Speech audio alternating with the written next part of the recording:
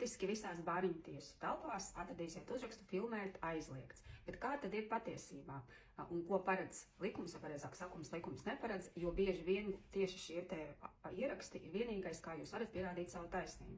Tātad tāds likums, ka nedrīkst kaut ko ierakstīt, nav to ļoti labi skaidro tiesības saks, ka ierakstīt drīkst jebko un tiesā sniegt jebko, kādā veidā tu vari pēc tam pierādīt savu taisnību. Tātad tiesai dar jebkāda veida pierādījumu, jebkādā veidā iegūt.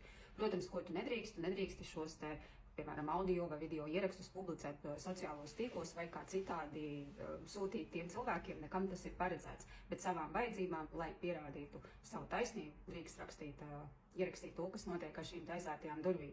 Un vai arī neliekas fascinējoši, ka Latvijā joprojām ir tā, ka tiesās viss tiek protokolēts un ierakstīts audio, savukārt bērntiesās, kur tiek izšķirti mūsu bērnu likteņi, filmēt ir aizliegts. Ļoti bieži ne tikai vecāku klātbūtnē, bet vecākiem bērnties darbinieki izturās nekorekti, pat reizēm ieviedēji, ja ir bijuši tādi gadījumi, kad saka, ja tu tūlīt nepieņemsi šos noteikumus, tad mēs tev bērnus atņemsim.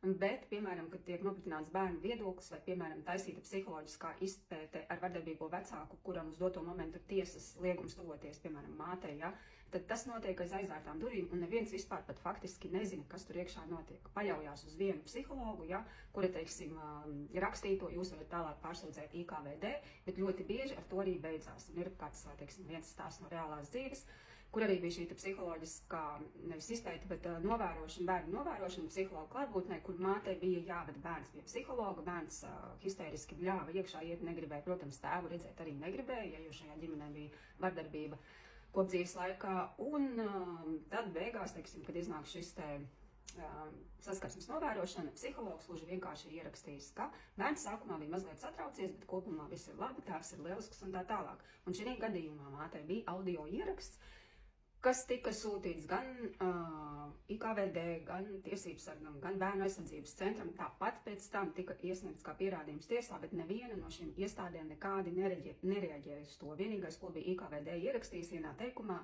ka mātes teiktais neatbilst tam, kā situācija raksturoja psihologs. Tātad, respektīvi, šīs te iestādes kvalitātes dienas, kura uzdevums ir pārbaudīt, ja tā kā būtu iestādē, kas pārbauda to, kas faktiski notiek pie psihologa izpētes laikā vai saskarsmes novērošanas laikā, tātad arī viņi neņem šos audio ierakstus vērā, jo tāpēc, ka tad, paceltos jautājums par psihologu kompetenci un tā tālāk. Ja tātad atcerieties, ka sistēmai ļoti svarīgi ir pēc iespējas mazāk darbs, pēc iespējas mazāk skandāli, ja, un, teiksim, jūsu uzdevums tad ir tas, ka kādā veidā jūs pēc tam varēsiet šo te jums iegūto informāciju, šīs te neatbilstības valsts iestāžu darbinieku sniegtajos dokumentos prezentēt tiesā. Ja ne pirmās instances tiesā, tad jums vienmēr paliek iespēja tātad pārsūdzēt lēmumus gan apgabaltiesā, gan pēc tam senātam.